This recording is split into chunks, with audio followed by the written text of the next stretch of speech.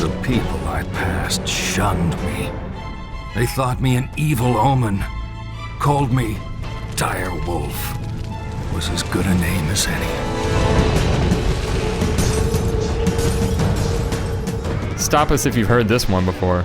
A group of adventurers must band together to defeat an ancient evil and save a kingdom in peril.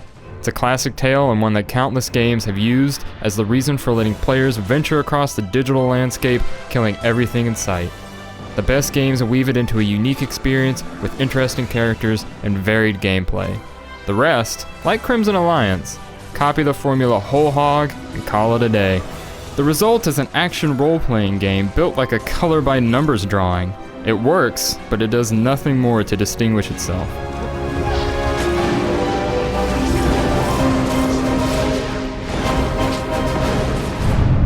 At the start of Crimson Alliance, you're presented with a choice of 3 archetypal characters: the elderly wizard, the burly mercenary, or the nimble assassin.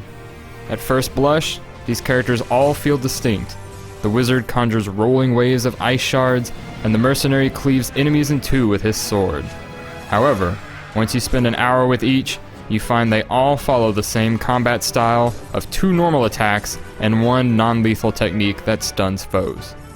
They also have a special technique that unlocks after you collect a specific number of hidden items, but they're all designed to wipe the screen of enemies. Which character you play as is really just a choice between range and melee, or you can just pick the assassin, who does a bit of both.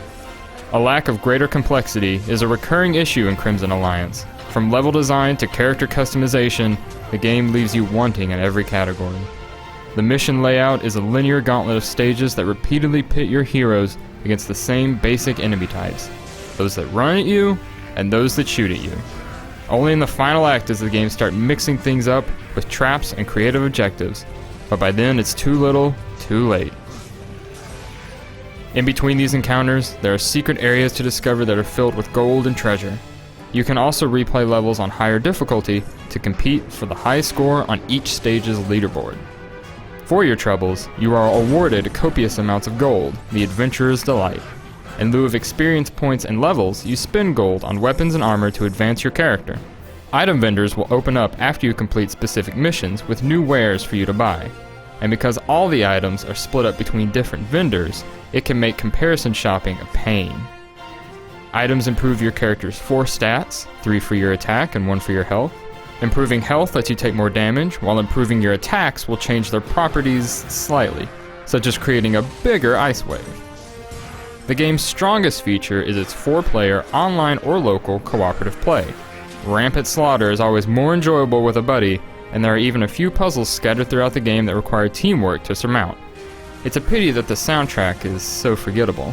Crimson Alliance's light jazz accompaniment might be great for sneaking into a mansion or stealing a ruby necklace, but here, the music simply further deflates the already lackluster combat.